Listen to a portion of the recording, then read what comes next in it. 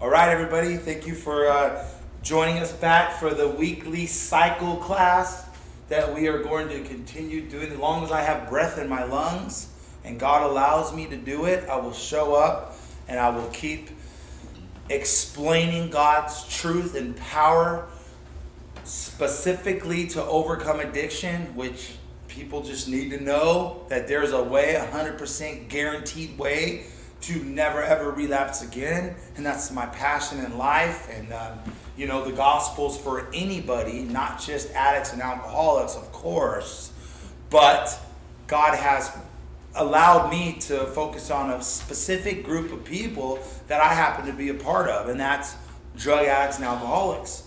The ones, not the heavy drinker users that can quit because enough consequences happen in their lives. Not necessarily those. The gospel's for them as well. But I'm talking about the ones that no matter what the consequence in your life, you will never stay away for good and for all. We stay away for times depending on the circumstance. We get a new place. This happens, that happens. We move, we get that new job. But we always keep going back. I'm talking about that particular group of people that always go back no matter what the circumstance. And that there's a way to be relieved from that hopeless way of living. And so that excites me. And I will, until I don't have breath in my lungs, show up and keep explaining this. And then I watch other people grasp this truth and get connected with God and make themselves available to others. And now they're on fire for God. And that excites me just as much as anything else. And not to mention the family members of these individuals that get a bit of relief from the fear and the worry that we threw upon them for decades. That excites me. And that we can come to this realization and stop blaming our family for our selfish actions. Wow, that excites me too.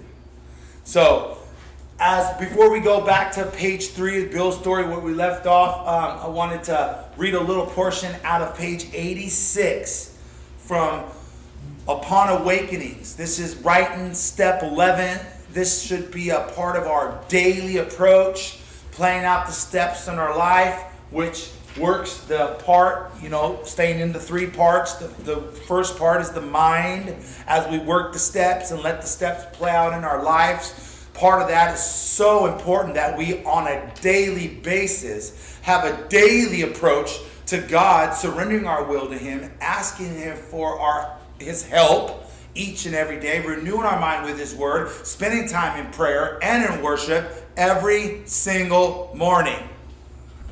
I just repeat. And I can't tell you how many people can't catch this simple fact that you must and you get to spend time with God every single morning of your life. And if you let up on that, then you don't care. You don't care. And you're going to end up high and drunk again, but you can't wonder why. Did you spend every single morning of your life, surrender your will and your life to God and bear your cross in the morning and spend time asking Him to direct your thinking that day? And there's a pretty powerful explanation on page 86. So let's read it. Towards the bottom of page 86. Check this out. About halfway down, on awakening. Okay, how often do you wake up? Unless you're strung out on meth and you didn't go to sleep. But we're not talking about that. We're talking about upon awakening. That means every single morning. Okay? Now, I talk like this because I get the calls from person after person after person who's in a relapse, and I said, did you start your mornings off? No, I stopped doing that long ago. Okay. What's there to talk about? You did what? Oh, you thought you could just live your life without God directing your steps and this intimate connection, and you thought you had the power again to live your life without God's power. Right? So upon awakening means every single morning. Is that clear? Good. Okay. I'm not sure if it is. Let us think about the 24 hours ahead. Okay? We're going to stay in the moment of that day. And we're going to think about that day and what lies ahead. And ask God's help in directing our thinking and needing his power to get us through that day. Because we know in Scripture that tomorrow has enough worries for itself. And if we want to live in the future tripping about tomorrow or a month from now or what we're going to do next year, that is not the way that God created us to live our lives. That's living by sight and not by faith. So it says, we think about the 24 hours ahead. We consider our plans for the day. Okay? Now, before we begin, what does that mean? Before we begin that day, upon awakening that morning, each and every morning, what are we to do each and every morning? Before we begin, we ask God to direct our thinking, especially asking that it be divorced, meaning no longer connected with or devoted to, divorced from self-pity, okay? But we got to ask that every single morning because we'll naturally go back into self, whether it's self-pity or self-centered outlook or chasing selfish pleasure. It all goes back to self. So we ask him each and every morning to divorce us from those thoughts and feelings of self-pity, okay? Reading on, it says, also from dishonest or self-seeking motives. So this is a daily approach. And we're going to practically ask him, along with keeping us away from self-pity, God, each and every morning, we're going to ask this same thing. Can you please help me with my dishonest or my self-seeking motives? Do you know how sneaky self-seeking motives are? It's, why are you doing what you're doing? Why are you saying what you're saying? Is it to benefit yourself later on? Or you're smart enough to know if I say this and don't say that, that I'm going to get some type of reward? So you're not doing it for to please God or because it's the right thing to do, but you're actually doing it to gain something down the road? I know that's a huge one for me. You know, I'm doing this for God and that for God, but really in my heart, it's because I want to get recognition for doing the things of God. And God shows me and keeps showing me how deep-rooted these self-seeking motives actually are. And so help me with self-pity and with dishonest and self-seeking motives. But this is a daily approach, because it's so tricky. Okay, we're almost done with this paragraph. It says this: under these conditions, we can employ our mental faculties with assurance. For after all, God gave us brains to use. So, we can use our brains properly when we've got with God that morning and we've asked God to help us stay out of self-pity and to help us our thinking to watch out for dishonest and self-seeking motives. But that's only on a daily approach. And then and only then, with connecting with God, can we then use our brains properly. Because if not, we're on the wrong plane of existence. You get it? The plane of existence. We're living our lives through self-pity, self-centered thoughts, these weird self-seeking motives, and okay with being dishonest in areas of our lives. And our brains are being used for those type of things. Then how could we be available to God for God to use us? We're too busy using our brains in those wrong ways. You see? Now, I had a special experience with this morning. I've read this hundreds of times, if not thousands. And that was this morning. So, how many of us operate on this wrong plane, using our brains, consumed with self, and dishonest and self-seeking motives? And that's how we live our life, on this wrong plane down here, until we connect with God each and every morning. And God takes us to the spiritual plane of living, where we're focused on God and others. And asking God on a daily basis to remove us from these deep-rooted self-seeking motives. What plane are you living on? So many people are living on this wrong bottom plane, consumed with self. And we on a daily basis need to connect with God so we can be living on the spiritual plane of life, right? Which is be concerned for others. But I need that on a daily basis because I wake up consumed with self, unfortunately, every single day. So then, that being said, every single day I need to combat that with these things we're learning, right? Okay, last little line. It says this, our thought life will be placed on a much higher plane when our thinking is cleared of wrong motives. So there it did touched on that, those different planes. So now, because we're going through this process on a daily basis, now our thought life, instead of being consumed with self and self-pity and guilt and shame and everybody's fault, why I'm in the position I'm in, and you just wallow in that, instead every morning you have to fight for the proper outlook, which only God can give us, and you're on the different plane. Now your brains can be used for proper use, instead of just being consumed with self and these different planes of living. And that's how you break off of this cycle, because when you're on that bottom plane of living, consumed with self, you can't get off the cycle.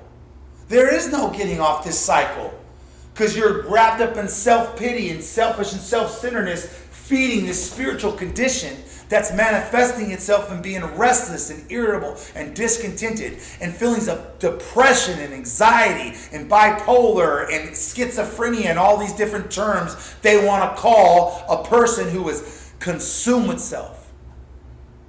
And living your life on that wrong plane, trying to treat something only God can treat with some idea some human came up with, some pill, or trying to just talk through your problems when you need a spiritual healing from the inside that only God can heal.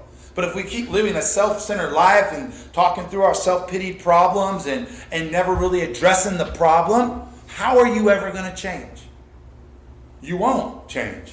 What does the Bible say in Romans 12, 1 and 2? It says, a person changes by changing the way they think. So if we're thinking consumed with self on the bottom plane level, we'll never change. So we got to connect with God each and every morning so we can think the way God thinks, renewing our mind with His Word and prayer and worship. And then all of a sudden we can change because God changes the way we think. But if you don't change the way you think, then how would you ever be able to change? You won't. See? So that's what we're talking about here. So if we can go to page 3, back to Bill's story, where we left off. Page 3, the second paragraph, almost the second paragraph of page 3. We covered the whole eastern United States in a year, and then we'll be starting on the next sentence where it says, at the end of it, my reports. So we'll start there in a minute. That's where we left off. But I wanted to remind you that I'm seeing my life, so Matt's story is being seen in Bill's story. And the guys that I'm going through the steps with, Kevin and now shortly Ivan, they have already given me examples of seeing their story in Bill's story. And now it's getting exciting for me to see my story in Bill's story. So I will be bringing up some stuff in my past, but I also will kind of tie in how it even has benefited me in some weird way by living for God now. And some of the correlations there are pretty powerful. So just know that that's what we're doing. And let's pick up where we left off. So page 3, it says this. At the end of it, my reports to Wall Street procured me a position there and the use of a large expense account. The exercise of an option brought in more money, leaving us with a profit of several $1,000s for that year. And if you see in page 2, before Bill and Lois set off in a motorcycle and a sidecar to go and try to figure out how the stock market worked with traveling around, just taking this huge leap of faith and trusting in their own ability and self-sufficiency to go figure out how these stock markets work. They had grabbed huge volumes of this and went to go get the experience. And in a similar way, I had experience in the way the drug world worked. I knew people who were addicted to drugs. I had clientele already there for me, although I hadn't stepped out and tried to sell it myself. I was just a user, and I was the one that would drive the loads here and there. And as long as I was getting high for free most of the time, I was okay with that. And that's where I was before this next step happened in my life. So I had been accumulating a lot of knowledge in the workings of the drug world, and knew what was popular, and I knew what people wanted, and I knew people that could get it. You see? So I had my volumes of the way the drug world worked. And me and my wife hit California from all the way down Southern California, where she's from, Pomona and Chino Hills area, all the way up here to the Bay Area where I'm from Pittsburgh to Pleasant Hill to Richmond. Okay? And so we're ripping up and down California. And I was gathering all this information on the way the drug world worked. So as he's now at the end, he has these reports to Wall Street that procured him a position in a large expense account. So now when I stepped into the drug world, people knew me from the circles I was running in, and I was able to, people would give me large amounts of money. I would get the stuff from where I knew where I could get it from, and I would come and I'd have the stuff. And my stuff was the OC 80s, and which later on turned into the Roxys, the pill game, okay? So can you see how now I was gaining all this experience? And in a very similar way now, I have been accumulating all this experience in the recovery world, in the Bible, and the spiritual birth, the spiritual experiences, and just showing up and teaching and learning and letting people correct me in my life and continuing to grow spiritually. And in the same way, I'm accumulating all this goodness of experience and spiritual knowledge that I get to share with people. You see the flip side of it? And my life looks eerily similar, but only in the good ways, to my old life. I'm always on call. I have a host of people, which used to be fair weather friends, now are true brothers in Christ, that always are there for me. These other guys were there for me at the drop of a hat in my old ways because I had the pills. I didn't have a license. I had warrants. I could call 10, 15 different people. There they were, and dropping everything, picking me up, shipping me over here, taking me there. But now I have, in a lot of similar ways, I'm always on call. I have people in my life that I can trust, that are there, that help me out so much. So much. And so it's so similar in a very positive way, though. You see that? So Matt's story, I'm seeing my story, Bill's story. So moving on. Okay, so the exercise of an option brought in more money, leaving us with a profit of several $1,000s for that year. For the next few years, fortune threw money and applause my way. I had arrived.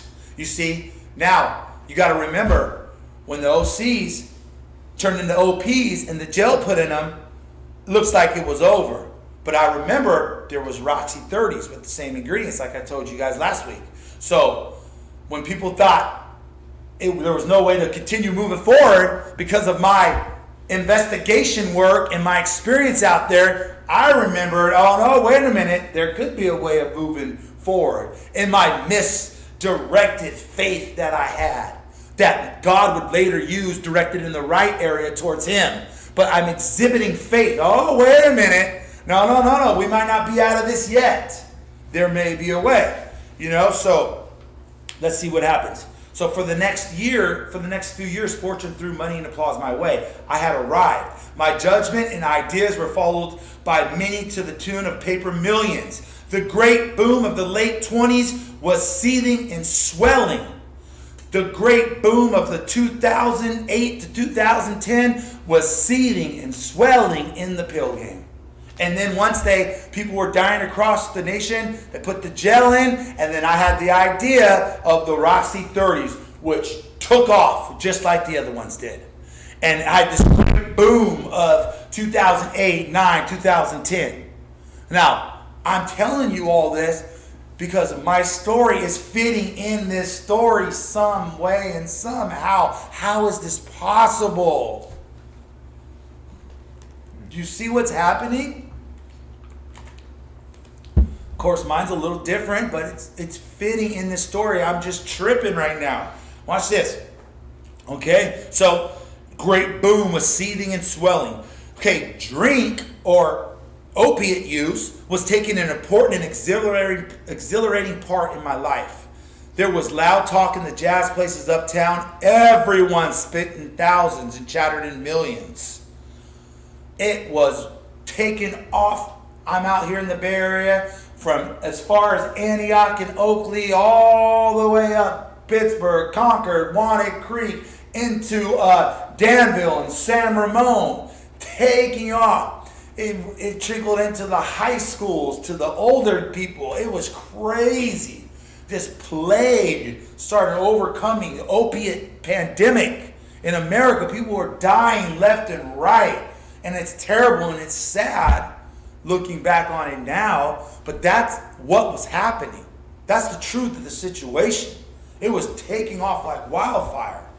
And so, right here where we left off, halfway down the page, scoffers could scoff and be damned. I made a host of fair weather friends. But I took the step. Things were working out. Everybody thought it was over after the OPs. The Roxys came in, took off just as fast as the OPs, and scoffers can be damned. You know? I made a host of fair weather friends, those people I could call at a drop of a dime. But things got bad. I lost all the drug hookups and this and that. I don't know one of them where one of them are now to this day. Host of fair weather friends. That's what I deserved. It's nothing on them. I was using them anyway. But I was in this place of pride when things took off. Scoffers be damned. I was warned, hey, what are you going to be, a drug dealer now? Because I had always stayed away from being the drug dealer. I ran with the circles and found out how the game worked. And I was a drug user. You know, keep me high, and that's all I care about. But I stepped over that threshold of being the drug dealer. And people would warn me, like, what are you doing? I'm like hotel living, hopping, warrants out, taking risks, jail time, damaging people's lives. What about the damage towards people's lives that I played a part in? But things were good, and I'm Scott. Where'd you guys? You guys wish you had my lifestyle. Look at you holding your 9-to-5 job. You're just jealous of me. And that was only a short period of time. And scoffers could scoff and be damned. I had the reverse of that, outlook on the situation. So I'm going to give you a couple verses that have the proper outlook on the situation. So we're going to go Proverbs 13:1, and Joel's going to read that. A wise son hears his father's instruction, but a scoffer does not listen to rebuke. If you're wise, you're going to listen to your father's instructions. There's human fathers and human people in our life, those good friends that tried to warn us. And I flipped that verse. I was scoffing at the ominous warnings, right? And I flipped it and I called them scoffers. You see that? In my pride, I was so blinded and ridiculous in my thinking, I flipped it around on them and called them scoffers when things were good for me in that short couple of year span. I'm calling them scoffers. A wise person listens to good advice, whether it's your parents or grandparents or good friends, uncles, whoever, right? Teachers, coaches. But the fool, and really the Father's advice, is the advice that comes from our Heavenly Father that's in the Bible. That's the best advice. And a fool will scoff at that. You guys are jealous. You thought I was making a mistake deciding to live life like this. Look at me. I have money in my pocket. I have all these people I can call. I got young, cute girls around me. I stay high. And I'm calling them scoffers. Let's read some more verses about this type of ridiculous pride. Next verse is going to be by Sam in Proverbs 14:12. There is a way that appears to be right, but in the end it leads to death. Did you hear that? There is a way that appears to be right to a man, but ends in death. Regardless of the warnings, the way I was living, a self-centered life, selfish pleasure chasing, damaging myself and others, I was warned to take heed of these notices and these warnings, and I turned around in my pride and called them scoffers. Look at you. Look at me. You're just jealous. But because it seemed right to me at the time, it ended in spiritual death and could have ended in physical death. And then I was so stuck on this cycle with this spiritual sickness and hole right in the middle of me, that my way, my self-centered ways, ended in spiritual death. And the malady had such a hold on me that it got worse and worse and worse. My mind was sick, and I would do these things. My body would take action. I use these hands for terrible, terrible things, right? So it seemed right to me. Hey, I saw other people doing it. I was actually operating, making money. I could go back and forth to Vegas. I could any hotel. It was thrilling and fun for a time. But my own way, let me tell you, it ended in death. Another verse, Proverbs 26:12. James is going to read that. Do you see a person wise in their own eyes? There is more hope for a fool than for them.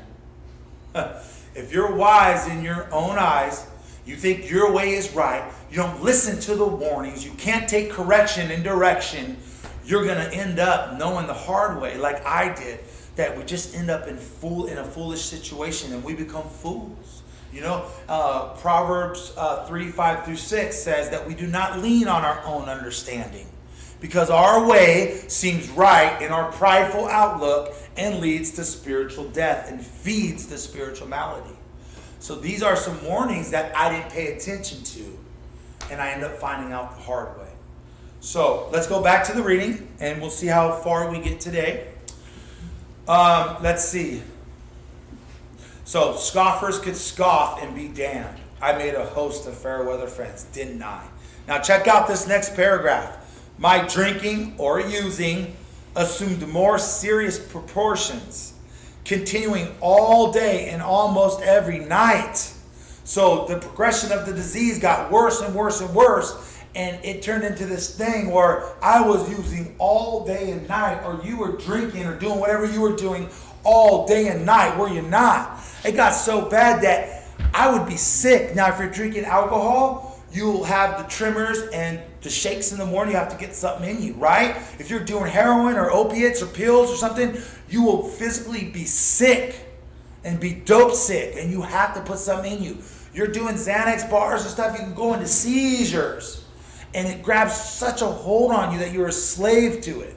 So now the progression of disease went into this scary place where every day and night I'm putting substance in my body. Wow, I didn't heed any of the ominous warnings. You know, it was all fun and games for years. The club scene, the bar scene, the house parties, all fun and games. The barbecues, right? Just enjoying life until it got me so in its grips that every day and night I had to have it. And you can't have nothing good in life when you're living like that. Okay, so it says, it's always going to progress. We have to know that, okay? So, the remonstrances of my friends terminated in a row, and I became a lone wolf. So those fair weather friends, because of my own actions, pushing people away, being selfish and self-centered, I pushed every way away from my life, and I ended up being a lone wolf. And the only person I had next to me was another lone wolf named Angelica. So 2 lone wolves until she would go home for a time or I would go to jail. Same old story. Matt in the back of a cop car, sitting sideways because of the cuffs, looking at her. Oh, babe. Over and over again. Now she's out there alone, and now we get back together. But besides that, I was a lone wolf, you know? How many minutes we got? 3 minutes. Okay. Do a little bit more. Okay. So, back down on page 3. There were many unhappy scenes in our sumptuous apartment. There had been no real infidelity, for loyalty to my wife, helped at times by extreme drunkenness, kept me out of those scrapes. You know, I can't believe me and my wife are still together. It's God ordained, you know, because, I mean, there's no way we should have stayed together through all the living the way we were and the jail times and the this and the that. So it's just God's plan and grace, and I'm thankful for that because that wasn't promised. Next paragraph. In 1929, I contracted golf fever. We went at once to the country. My wife to applaud while I started out to overtake Walter Hagen. So in my story, in 2009 or 10, I contracted baller fever. And at once, me and my wife set out to try to be, instead of Walter Hagen, Nino Brown. Nino Brown from New Jack City. Did I reach those heights? Not even close. I'm not acting like I did. I did what I did. Things were good for a couple years, but I was no Nino Brown. But that was instead of Walter Hagen, the golfer, I'm trying to be like Nino Brown. That's sad. But who did I end up actually being? If you watch New Jack City, I actually ended up being Pookie. Do you know Pookie? So setting out to be Nino Brown and ended up being Pookie, the dope fiend. Okay? So how far did that get me? My wife's right there applauding the whole time. You can do it, babe. You can do it. You can be Nino Brown. Come on. Wow. Sad. So liquor or OC and Roxy's caught up with me much faster than I came up being Walter or Nino Brown. All right? This is a double cross. I began to be jittery in the morning. Thank you. Hello. I can't even make it to 11 a.m. the next day without putting something in my body. I became jittery. Him and his alcohol use. Me and my opiate use. I had to have it. I was such a slave to it. That's not fun. I've been released from that captivity. I'm not a slave to drugs and alcohol anymore. Through the power of God and this daily approach, staying in the 3 parts and actually treating the problem, which is the spiritual malady that's rooted in the mind, and our body reacts weird to alcohol and drugs, guys. Just stay away from it. If you were allergic to peanuts and you broke out in a hive to close your throat and you were going to die, you had to get rushed to the ER every time you ate peanuts. Why would you do it? Why would you do it? Let me tell you this, you wouldn't.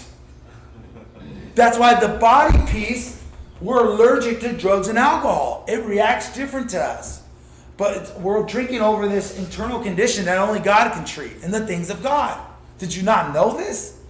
I didn't, but I know it now. So, I began to get jittery in the morning. Golf permitted drinking every day and every night. My lifestyle permitted me. I was a drug dealer. I was hotel hopping. Had no job. My lifestyle permitted me to be a daily drug user and sell drugs and live from hotel to hotel, back and forth to Vegas, had my little cute little side, my girl with me. My life was set up for me to continue in this crazy lifestyle.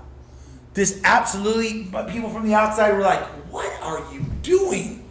A lunacy commission should be put together to come after you, like they said in the big book, right?